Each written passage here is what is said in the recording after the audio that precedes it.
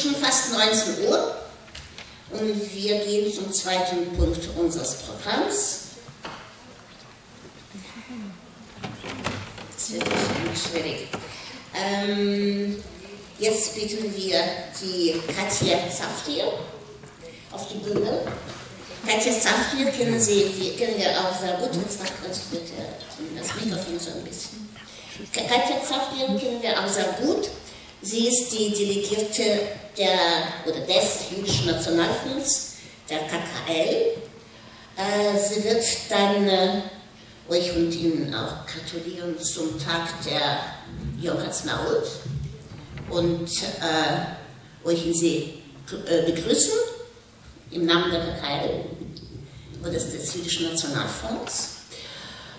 Und an dieser Stelle werden wir auch erzählen mit dem Film über eine Frau, die sich viel engagiert hat für, das können wir nicht immer machen, das mit dem Mikro, weil das wird dann Rückkopplung sein.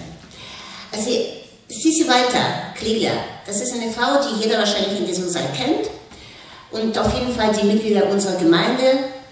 Wir kennen diese Frau sehr, sehr gut und waren immer begeistert von ihrem Engagement für Israel, für das Land Israel, für die Gemeinde, für jüdische Menschen in der ganzen Welt. Und die Katja wird ein bisschen einführen und Frau Monika Rappinecker und Dr. Gertrud Rapp, unsere große Freundinnen, die Freundinnen von der Jüdischen Gemeinde Freiburg. Frau Monika Rappinecker ist von der Katholischen Akademie. Genau. Und Gertrud Rapp von der Erzdiözese und sie ist zuständig, oder die beiden kann man so zuständig, für den jüdisch-christlichen oder christlich-jüdischen Dialog.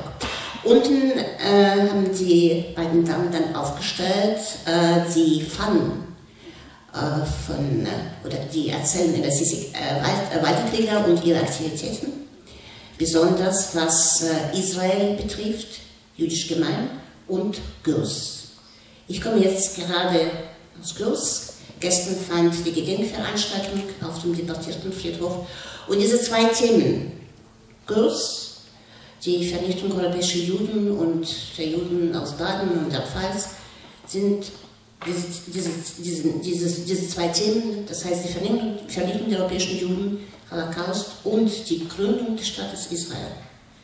Die sind miteinander eng verbunden. Dann bitte ich die Katja Tsafrir mit ihrem Grußwort. Natürlich begrüßen wir auch Walter-Kligler, den Ehemann von Sissi Walter-Kligler, und wir hoffen, dass er auch uns was erzählt. Auf jeden Fall, wir werden einen Film schauen. Und der Film kommt aus einem privaten Archiv von Walter-Kligler. Walter-Kligler ist unser Mitglied seit vielen, vielen Jahren und ursprünglich kommt er auch aus Israel. Bitte schön.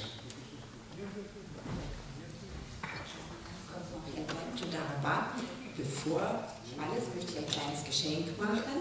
Liebe Rena, toda rabba für die Einladung und hier aus Israel eine Tasse des KKL, damit du morgen schon mit guten Gedanken beginnen kannst. Toda rabba. Also,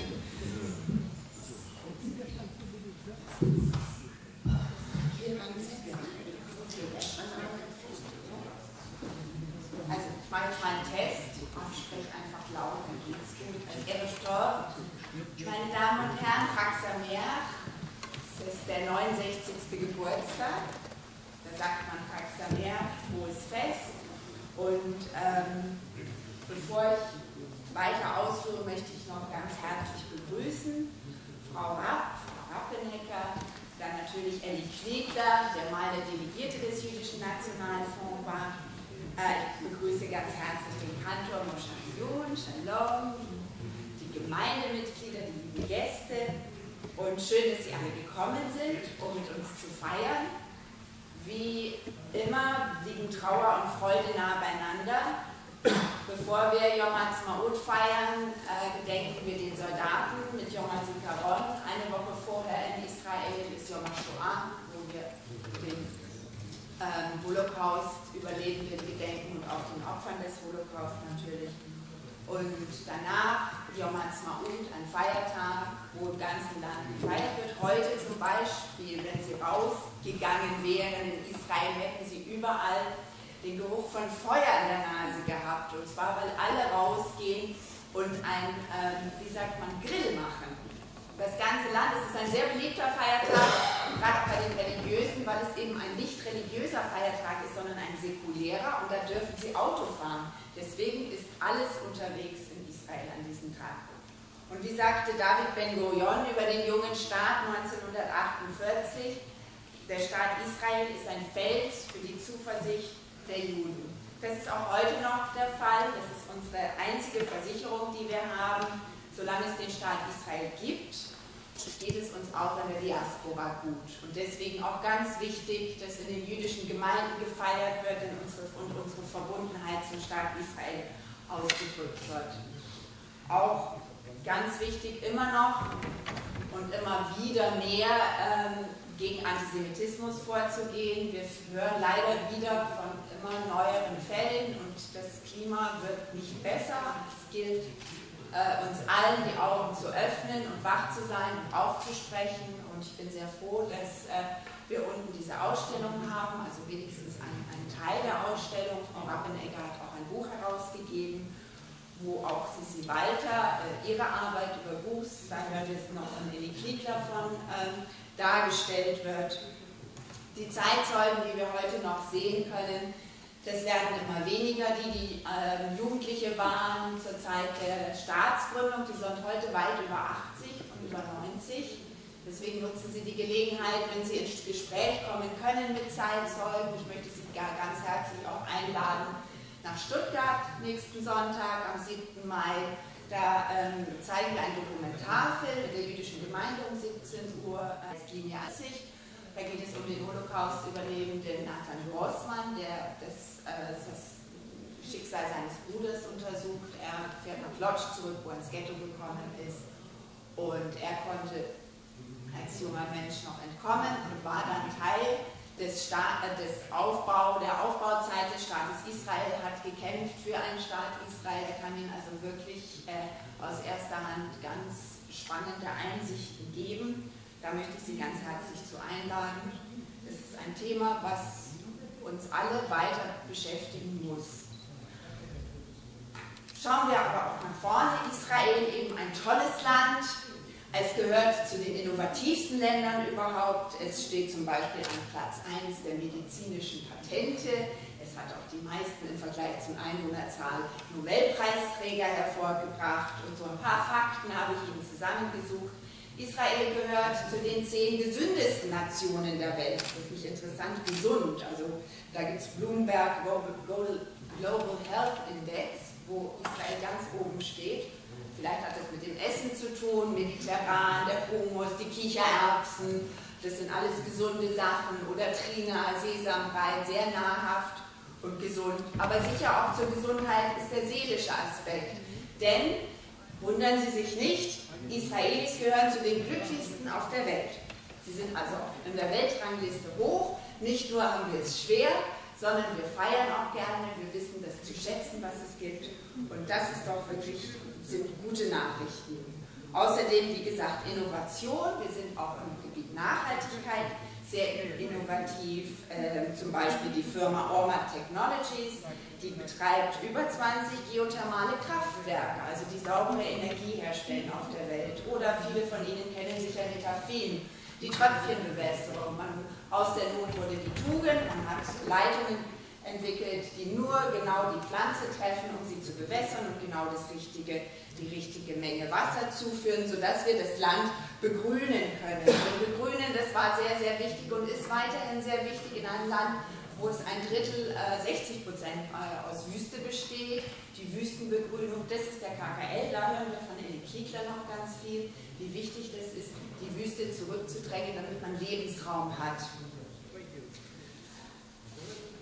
Wenn Sie 1900 zurückblicken, Mark Twain, Vorstaatsgründung, da können Sie sehr interessante und witzige Sachen lesen. Er ist nämlich durch das Heilige Land gereist und hat gesagt, was, das soll das Land von Milch und Honig sein, das kann nicht sein. Mein Auge ruht nur auf ödem Land und trocken und gar nichts finde ich hier schön.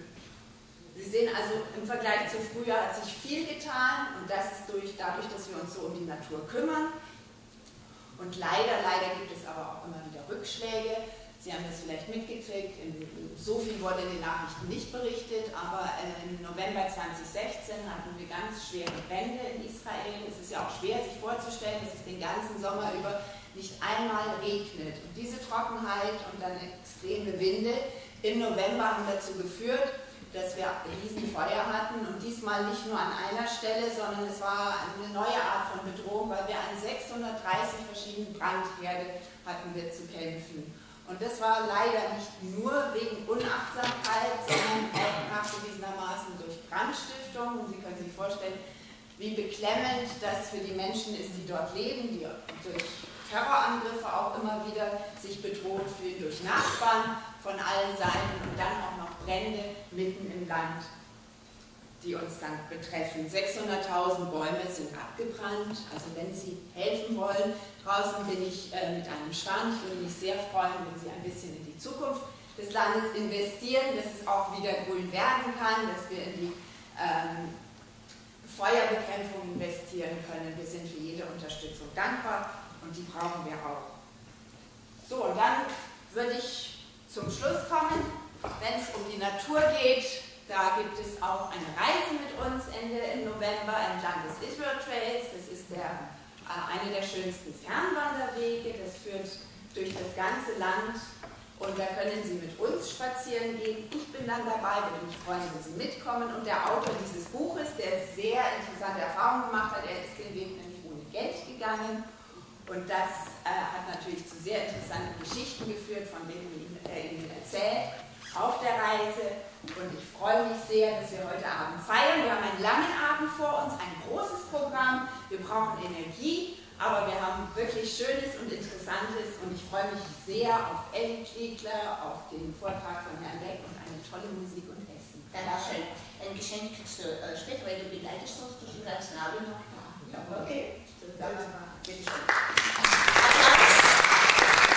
Und jetzt bitten wir Monika und Katja Tsafrir auch ins Mikro, dass sie ein bisschen vorstellen, die Fahnen von Sissi Walter, die da unten ausgestellt oder aufgehängt sind, und das Buch auch. Ja? Bitte schön, Frau Rapineka und... ist gar nicht hier. Doch, sie ist da. Ja? Kommen Sie zu uns.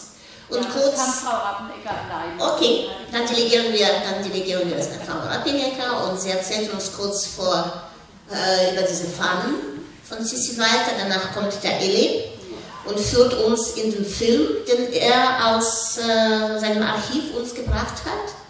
Und dann schauen wir den Film. Der Film läuft fast eine halbe Stunde und wir müssen dann halt um 20 Uhr dann zum nächsten Punkt übergehen. Bitte schön.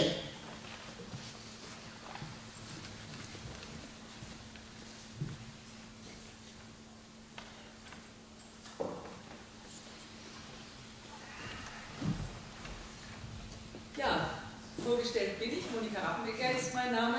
Ich bedanke mich ganz herzlich, Frau Katz, dass Sie für mich völlig ohne Vorwarnung mir die Möglichkeit geben, ein Projekt, was an der Katholischen Akademie hier in Freiburg in den Jahren 2008, 2010, 2015 durchgeführt wurde, vorzustellen und auch dieses Buch, ich habe ein Exemplar dabei, es liegt unten, habe ich mehrere zum Reinschauen ausgelegt. Das Projekt hat sich mit dem Naziterror gegen Jugendliche beschäftigt. Und zwar war unsere Idee, das muss ich kurz dazu sagen, dass wir junge Menschen, jugendliche Schüler hier in der Stadt Freiburg und Umgebung motivieren, sich mit dieser Geschichte, mit dem Teil der deutschen Geschichte zu beschäftigen. Und zwar dadurch, dass sie sich eine Person raussuchen, deren Lebensweg sie recherchieren, und zwar einen jungen Menschen, ein Kind oder einen Jugendlichen. 103 Schüler haben mitgemacht aus allen Schularten und auf diese Weise ist eine Ausstellung zustande gekommen, die aus etwa 140 meist biografischen Tafeln besteht und Kinderschicksale aus den Jahren 1925 bis 1945 wiedergeben. Spannend ist, Jugendliche haben recherchiert, die Lebensbeschreibungen sind in der Regel Lebensbeschreibungen von Kindern und Jugendlichen und in der Ausstellung während der Präsentation standen in der Hauptsache Schüler und Jugendlichen vor den Fahnen und haben diese schweren Schicksale, die Altersgenossen in der früheren Zeit durchleben mussten, gesehen. Und sie haben auch gesehen, dass Altersgenossen selber diese Texte gemacht haben. Die haben natürlich redigiert, aber war sehr interessant, wie direkt jugendliche Betrachterinnen und Betrachter diese schweren Inhalte sich zu Herzen genommen haben, mit der Überlegung, ja, das Schicksal, was ich jetzt sehe in Bildern und in Texten, die waren ja genauso alt wie ich.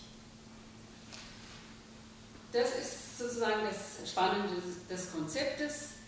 Diese Dokumentation bietet Material für Lehrende.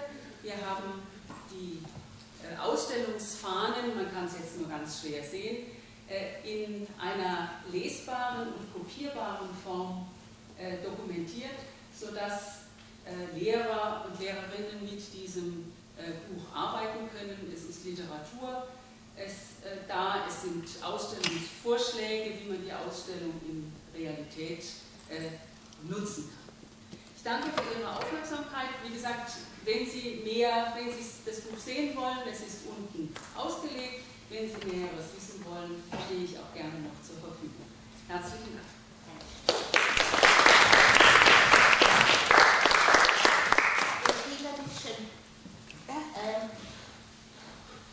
Delegierte wird uns einführen in den Film, den er uns zur Verfügung gestellt hat.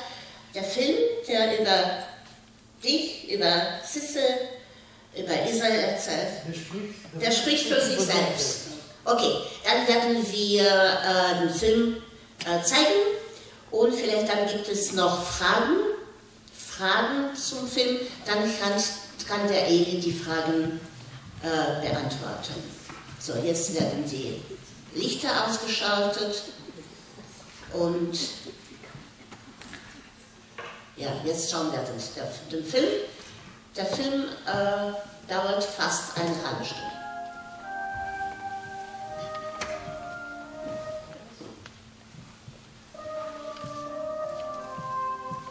Er erkundigte sich nach der Größe der Wälder, nach der Höhe der Bäume. Aber das fragte er nur aus Höflichkeit. Er hatte noch nirgends richtige Wälder in diesem Land gesehen. Ja, in den Nachrichten habe er schon von den Wäldern gehört, die man zu Ehren von diesem und jenem anpflanzte. Aber von denen sei doch noch nichts zu sehen. Bäume wachsen langsam, werden auch kaum groß. Das muss auch so sein, auf dieser trockenen Erde.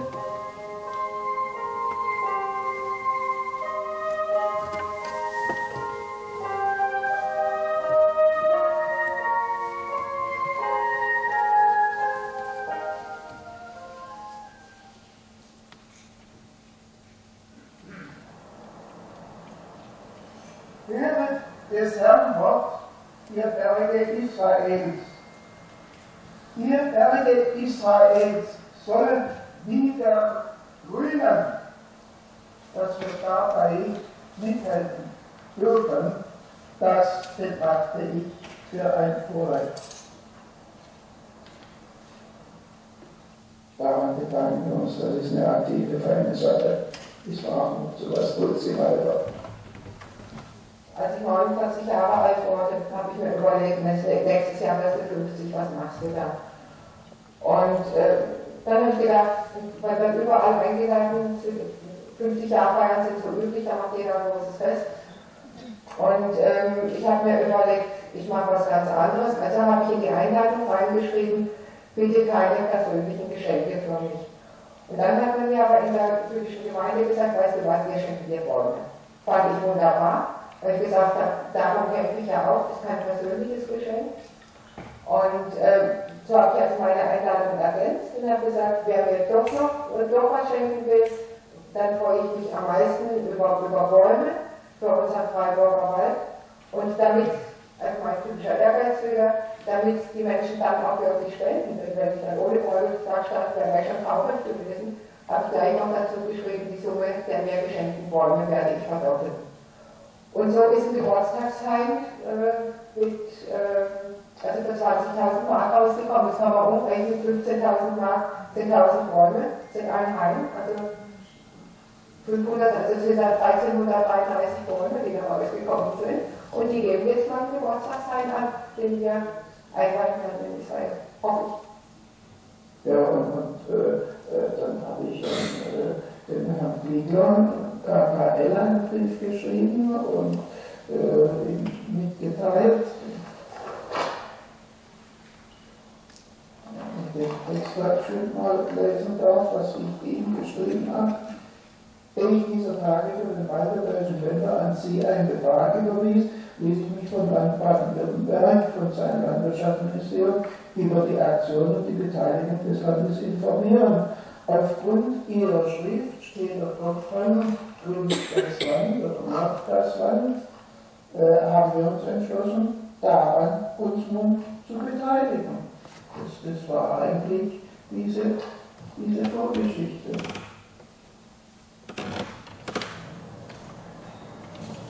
Während sich in Deutschland der Winter einstellt, begleiten wir eine deutsche Reisegruppe auf einer Pflanzungsreise nach Israel in die Negev-Wüste, initiiert durch den Jüdischen Nationalfonds Deutschland.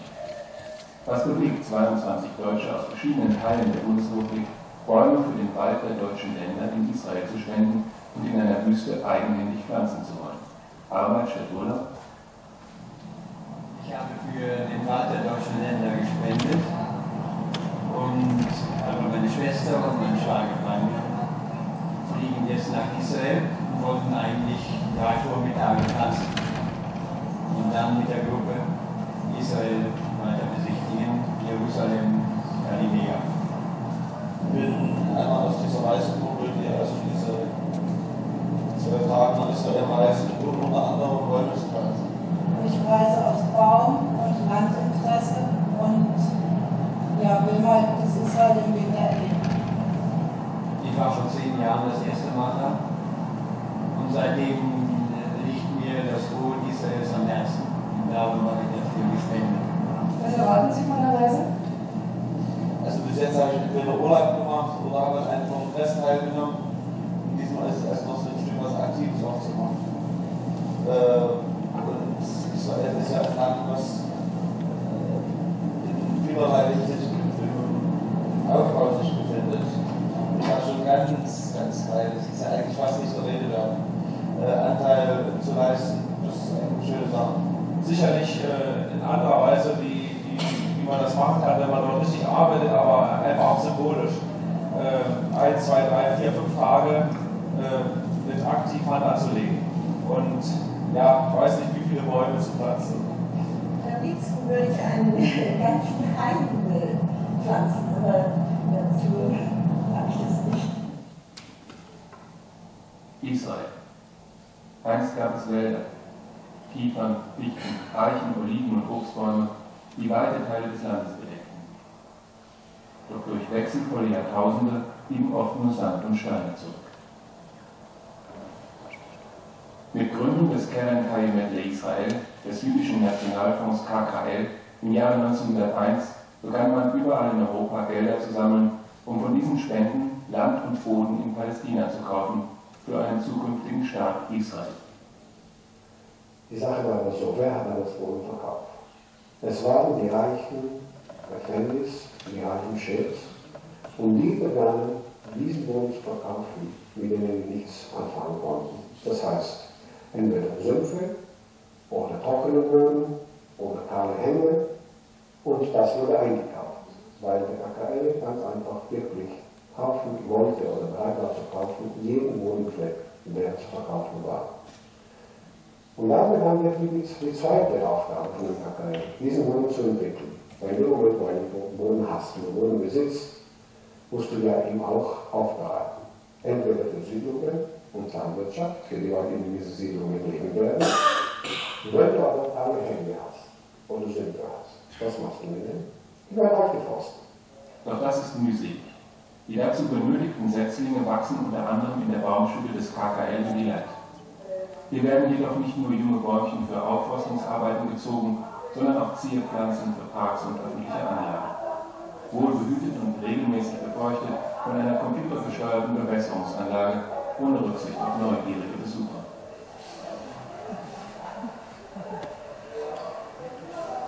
Ja, okay. Seit 1901 wurden annähernd 300 Wälder mit ca. 200 Millionen Bäumen in Israel angelegt. Allein im letzten Jahr wurden etwa 2,5 Millionen neue Setzlinge gezogen.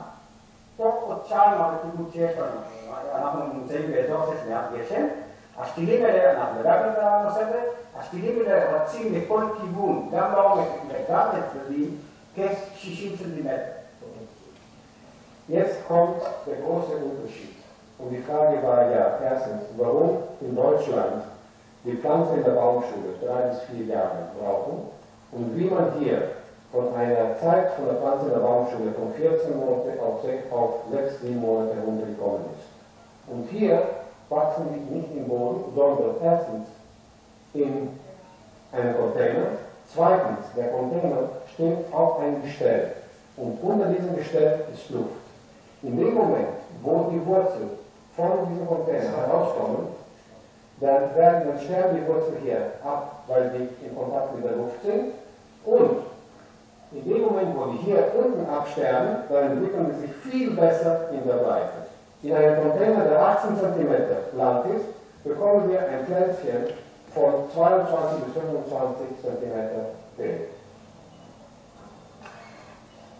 Damit nach so viel Mühe die jungen Bäumchen auch tatsächlich eine Chance haben, in Wüstenregionen wie dem Negev zu überleben, müssen viele Faktoren vor und während der Pflanzung beachtet werden.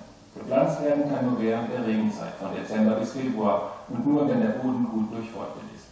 Noch werden die Pflänzchen in der Baumschule bewässert.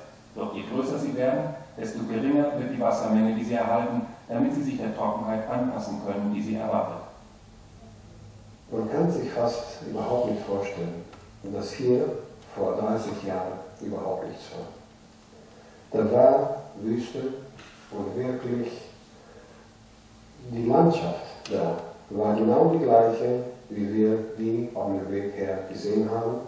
Eine ganz kahle, trockene Landschaft, von Ziegen und Schafen aufgefressen, von Wasser, von Wind erodiert, ohne Wege, ohne Bäume, ohne grüne Farbe und auch ohne Menschen.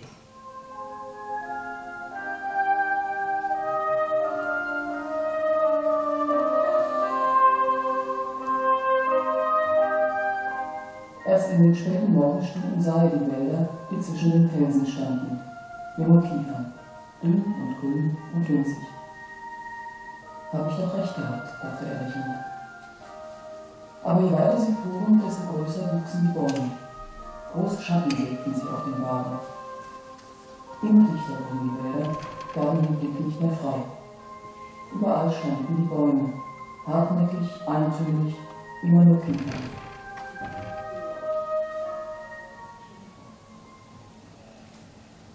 Anfang der 60er Jahre haben wir den KKL aufgespürt. Und seither suchen wir halt ein Stück von unserem Gehalt, das ist nicht viel, ich musste ja auch 6 Kinder hochziehen. Aber immer wieder haben wir KKL. Israel kann man nicht reinreden. Und da darf man auch nicht so gescheit sein und Dinge, irgendwelche Rezepte verpassen wollen. Das geht ja nicht. Aber man muss ihnen halt ein Stückchen vom eigenen Leben geben. Von überall werden Spendengelder nach Israel geleitet, die um Entwicklung oder Aufrüstung oder irgendetwas, was mit Lohnentwicklung verbunden ist, benutzt werden. Das heißt, KKL ist verpflichtet, die Gelder, die als Spendengelder bekommt, nur dort zu benutzen, wo es mit der Entwicklung des Bodens, mit der Entwicklung der Natur, der Ökologie verbunden ist. Und fast jedes Land hat 1 oder 2 Projekte, die Israel nicht nur unterstützen, sondern die auch mit Israel verbinden. Kanada hat Kanada, nicht weit von Jerusalem. Die Schweizer haben den Schweizer Wald in der Gegend von Gewässersee. Das größte Projekt, das jüdische Nationalfonds in Deutschland, in Israel, durch den KKL unterstützt, ist der Walter-Kligler. Im Norden der Negev-Wüste, nahe der Stadt Beersheba, befindet sich der Wald der deutschen Länder. Noch immer hat es dieses Jahr im Negev nicht geregnet. Wir können den Wald nur besichtigen, die geplanten Pflanzungen sind nicht möglich. Der Boden ist zu hart, zu trocken und aufgerissen. Ein stattlicher Wald mit 500.000 Bäumen ist im Entstehen. Nicht nur Kiefern, auch Zypressen, Akazien, Öl- und Pistazienbäume wachsen heran. Bis heute sind bereits 115.000 Bäume von einzelnen Bürgern, Städten, Institutionen und Bundesländern gespendet und zum Teil auch selbst gepflanzt worden. Die Leute, die wirklich seelisch vorbereitet kamen zu einer Pflanzreise, mit Arbeitshandschuhen, die wollten pflanzen und die konnten fast nicht verstehen, warum die versprochene Pflanzungsreise nicht als Pflanzungsreise auch stattfindet.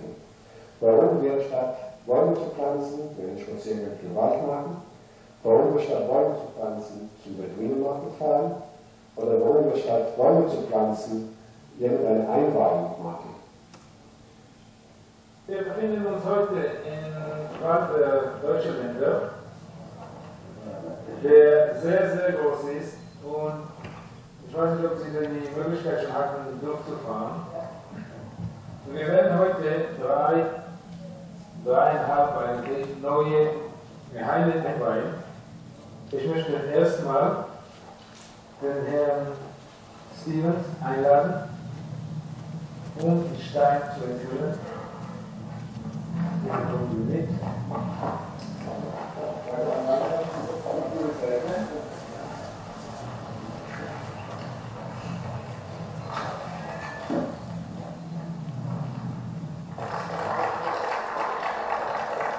Liebe Freunde, letztes Jahr durfte ich für meine Eltern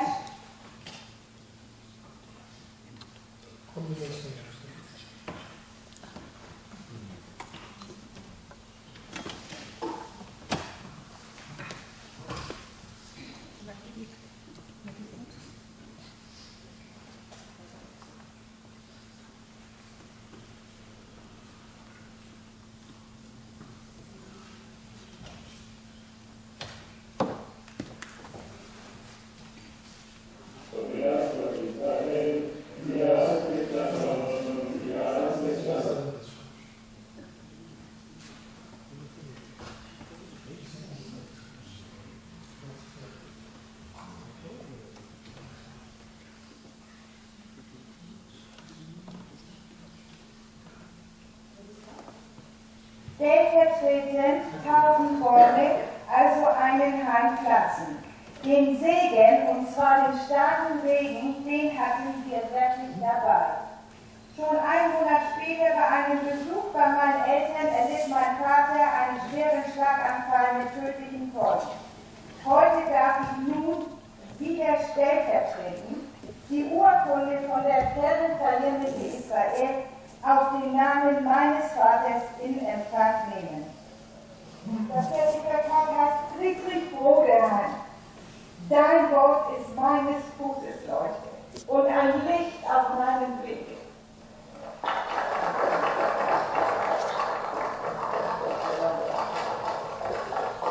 Was wir hier mit Hilfe und auf Anregung des KKL im Negev tun, ist vielleicht dieses: Schwestern der Tochter des Waldes zum Leben verhelfen. Wir haben dieses Vorrecht, so meine ich, dem Gott der Bibel zu verdanken, der den Propheten Ezekiel geheißen hat, von den Bergen Israels zu prophezeien, auch Ezekiel 36, und du Menschenkind, weissage von den Bergen Israels und sprich, höret des Herrn Wort, ihr Berge Israels. Ihr Berge Israels sollt wieder grünen, dass wir dabei mithelfen dürfen, betrachte ich für ein Vorrecht.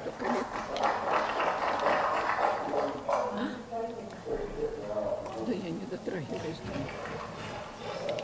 Спасибо. Das Grüne nach oben.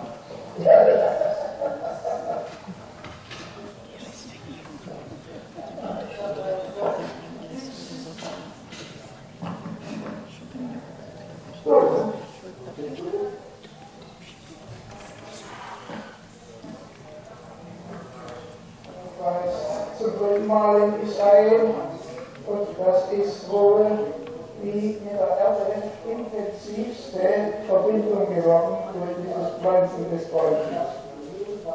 Und es weitergehen, wir sind so 500.000 Bäume auf der Zeit zusammen, die wir brauchen für den weiteren Länder. Mit Frankreich haben wir mal angefangen, wenn ich mal anfangen, Bäumchen zu spenden, er hört nicht mehr auf, das ist echte Krankheit. Eine schöne, eine lebendige, eine transformative Sektor. Helen Keller ist die ökologische Revolution. Helen Keller hat gepflanzt 200 Millionen Bäume in wenigen Jahren. Jedes Jahr pflanzen wir meine 3 Millionen Bäume. Die Wüste ist grün, schön, entwickelt. Das ist unser Traum. Und der Ballen bleibt ganz genau wie er ist, machst ein wenig Platz, stellst ihn so schön gerade hin und bringst die Erde von links herum. Ohne Stein, nur Erde. Ohne Stein. Nach der Einweihung der Haine wurde dann doch gepflanzt. Jeder nur ein Bäumchen, symbolisch für die vielen Bäume, die allein von den Teilnehmern dieser Reisegruppe gespendet wurden. Mancher bewässert sein Bäumchen vorsorglich mit dem eigenen Trinkwasser, in der Hoffnung, dass es durchhält bis zum ersten Regen.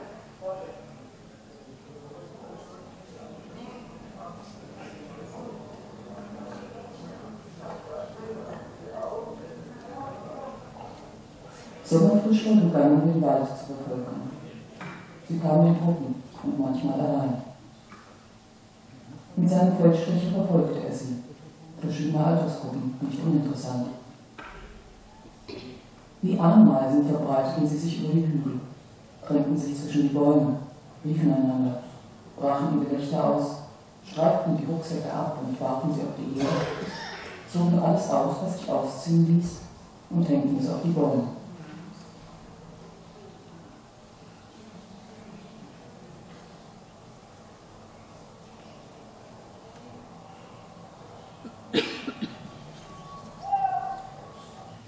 Gute Fotos kann man sich kaufen. Und nur was man zeichnet, es ist nicht, ich bin keine Künstlerin, aber das, was ich gezeichnet habe, das habe ich dann ja. Auf Einladung des Bürgermeisters von Lehrwin, einem Dorf am Rande des Waldes der deutschen Länder, wird das Tagesprogramm kurzerhand für einen kleinen Abstecher beendet. Willkommen in Lehrwin. In Lehrwin wohnen 580 Familien. Während drinnen erste Annäherungen stattfinden, interessiert es uns zu erfahren, ob die Menschen hier im Ort etwas wissen vom Wald der deutschen Länder. יש להם רצון להתקרב בכל דרך שהיא לעם היהודי, אני רואה את זה בברכה, ולתת הזדמנות, אני לא רואה בזה שום דבר שלילי. אין לי שום בעיה עם זה, להפך אני חושבת שכל קרן וכל אדם שאוהב את הארץ שלנו ורוצה לבוא ולתת, צריך לברך אותו. Wir verlassen den baltischen Länder, lassen den Negev hinter uns und fahren Richtung Norden, nach Jerusalem, zum Hauptsitz des jüdischen Nationalfonds.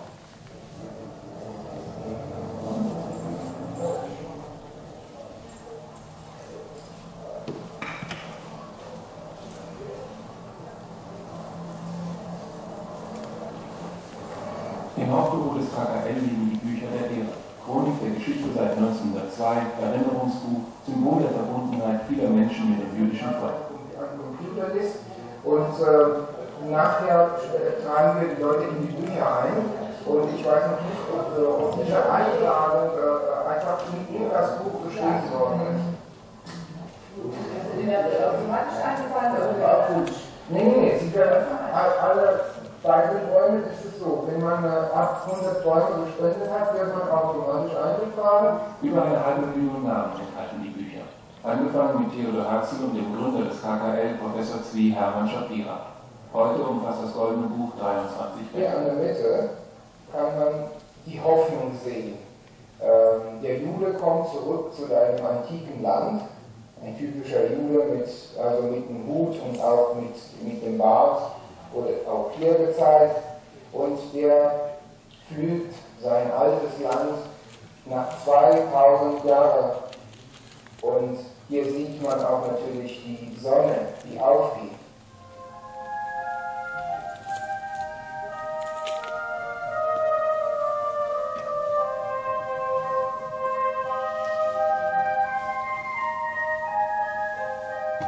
Tief im Reich der Bäume. Schon eine ganze Stunde lang wanderte er durch seine Schatten, und immer noch machte er Entdeckungen. Die Namensschilder der Spender zum Beispiel. Das war kein anonymer Wald, erkannte er nun.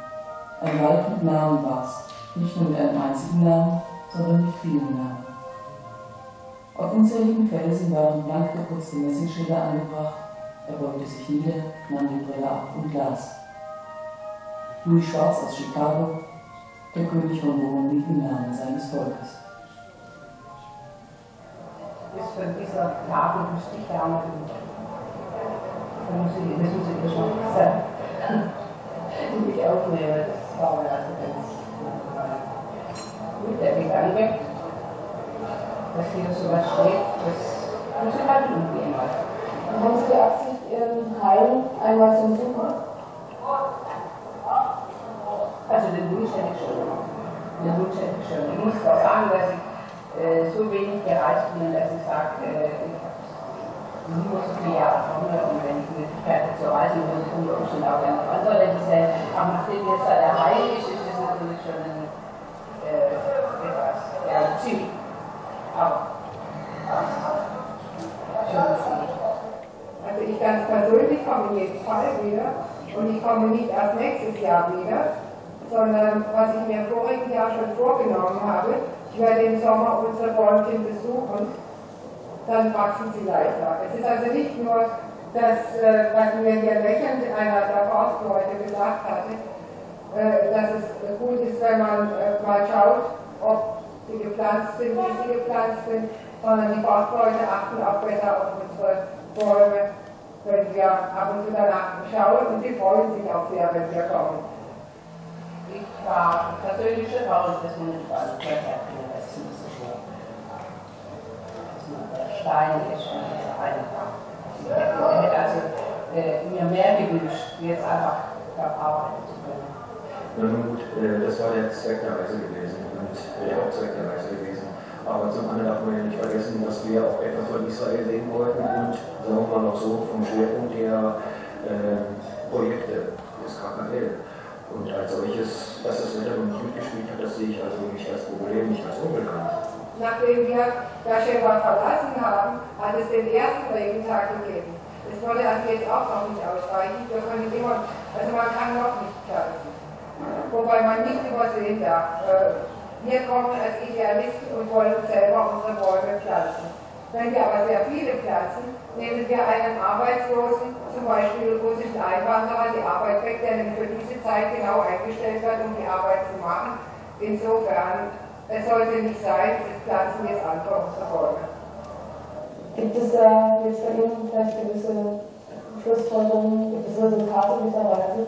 Ja, mein Resultat, mein ganz persönliches am Ende dieser Reise ist, dass ich mich persönlich hier in Israel auch einbringen möchte, in dem Sinne, dass ich gerne hier Bäume stellen möchte. Und zwar in Gestalt, in Form eines Hains, bestehend aus 1000 Bäumen. Das ist nicht wenig, ne? Das ist einfach ein sehr tatkräftiger Entschluss. Richtig, ja. Richtig. Aber ich denke konsequent. Wir haben im Augenblick, einschließlich der Pflanzungen von diesem Jahr, 100.000 Bäume gepflanzt. Das sind 20% von den 500.000 Bäumen, die dort insgesamt wachsen sollen.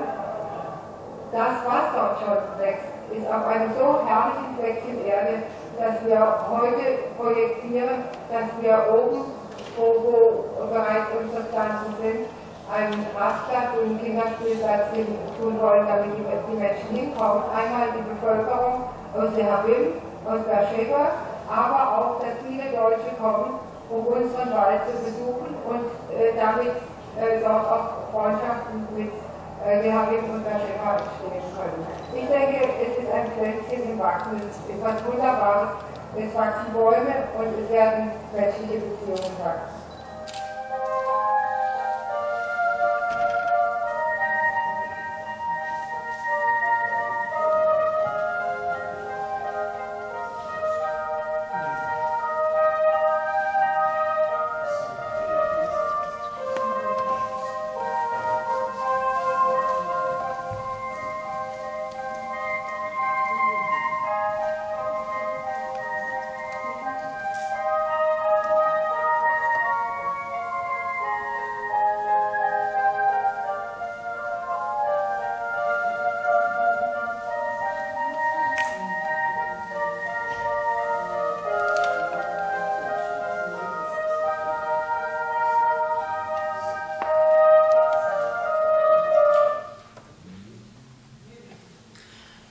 Dass wir mit Applaus bei Delegierte uns bedanken. Also für diesen Film, den er uns zur Verfügung gestellt hat. Und das ist war wirklich beeindruckend und gleichzeitig einfühlsam. Und wir haben uns an Sissi Walter-Kligler erinnert. Und das sind die Bilder, wo die beiden jung und schön, obwohl wir haben Älter. Bist du heute nach 24 Jahren zurück? Genau, das war für mich, weil ich habe Sissi erlebt, wo sie schon ein bisschen älter war, würden wir so sagen, und so jung habe ich sie noch nicht erlebt, nur in diesem Film. Okay, jetzt kommt nochmals Katja Tsafrir und wir werden versuchen, der Władysław macht es, so einen kleinen Film mit Ton oder ohne Ton. Katja, du wirst uns dann erklären, was es ist. Das heißt, es geht um 50 Jahre diplomatische Beziehung Israel-Deutschland. Wir haben das gefeiert vor 2 Jahren, glaube ich, vor 2 oder 3 Jahren, mit Becker, mit Moshe Becker und in diesem Jahr feiern wir 50 Jahre. Katja erklärt besser als ich, jetzt wird es gesucht nach diesem Fragment und sie wird dann erläutern, was es ist. Du hast gesagt, 50 Jahre Tel Aviv.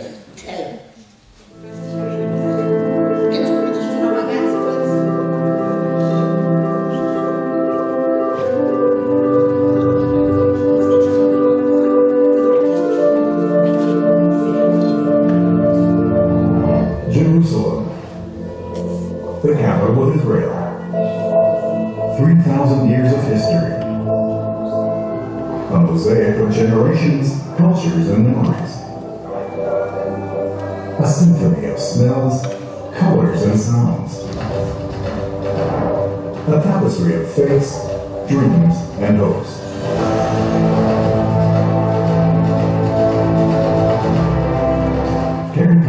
Israel Jewish National Fund has been operating for a mere 115 years, a relatively short period of time in Jerusalem terms, but long range in its impact on the city and its people. Together with its friends around the world, KKL JNF develops and nurtures Jerusalem, now and for the future.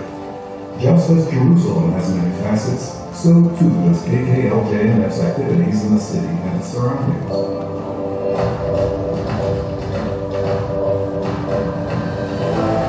Creation of forests and parks serve as green lungs for the city's residents and visitors. The green expanses improve the quality of life and offer a variety of accessible options for fun activities in nature while protecting the city's natural environment. You're in the middle of nature. It's a rejuvenating a place over here. It's good for the soul. It's very important to develop the streets over here, the parks, picnic areas. I think it's a great idea.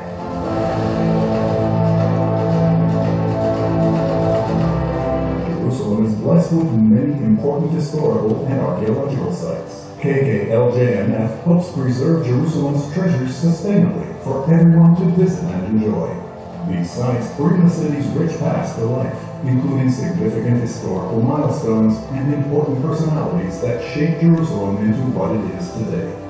Jerusalem is also home to many natural treasures and unique gardens.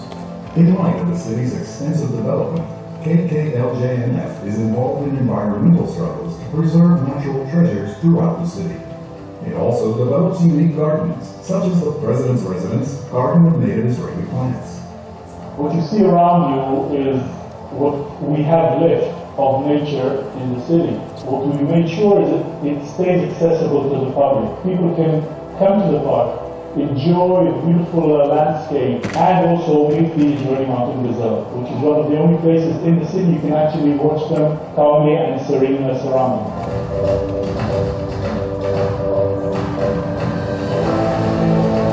Two major academic institutions were established in Jerusalem about a century ago, built on land purchased by KKL-JNF, the Hebrew University and the Walter-Kligler Academy of Arts and Design. For decades, both have trained academics, researchers and artists, leaders in their fields in Israel and around the world. Now too, KKL-JNF is involved in promoting academia through its support of applied research studies. It also develops eco-educational initiatives in Jerusalem to inspire environmental awareness in future generations. הגן הבוטני בשבילנו זה מקום של טבע בתוך העיר. הכי אני אוהב פה את המשחקי מים ואת היער הגמדים. אני אוהב לבוא לפה 1000 שנים.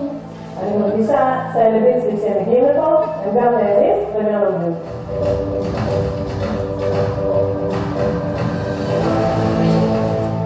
In Jerusalem, as in the rest of Israel, KKL-JNF creates unique programs for eco-Zionist education, strengthening connection with heritage, environmental conservation, and harmony with nature.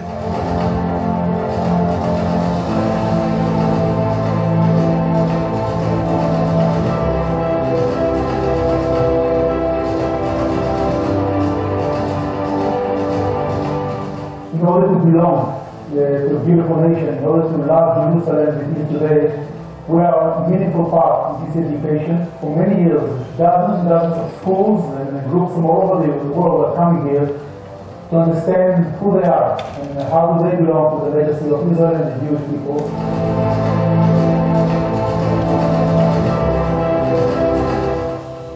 The importance of this place, of this room, of this stone, of the large hall here. This symbolizes the story of the Jewish nation. And today we can pass this message to the next generation.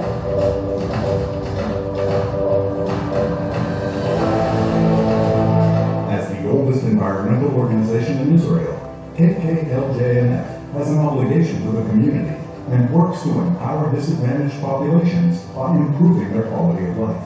It does so by making its forests, parks, and sites accessible and by creating therapeutic gardens at hospitals and rehabilitative institutions. מה זה ילדות בשבילי? אתה יודע, להיות אימא לילד עם צרכים מיוחדים זה בעצם להיות 24 שעות עם מים דאגות והבית ספר בעצם נותן איזשהו אי של שקט, ואני חושבת שהמקום הזה, הגן שעשועים, הוא אי של צבע, אי של שמחה בתוך הבית ספר. We're all shareholders of the city.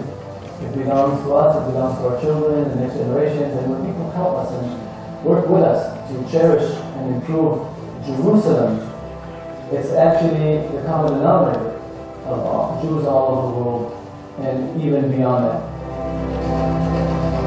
KKL-JNF will continue working together with its partners and friends around the world to develop Jerusalem for those who live in it and for those who love it.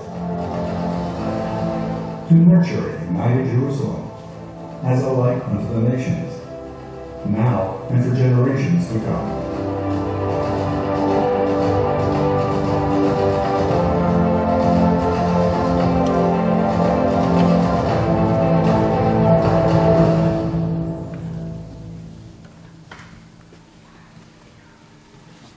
Okay, jetzt kommt Katja.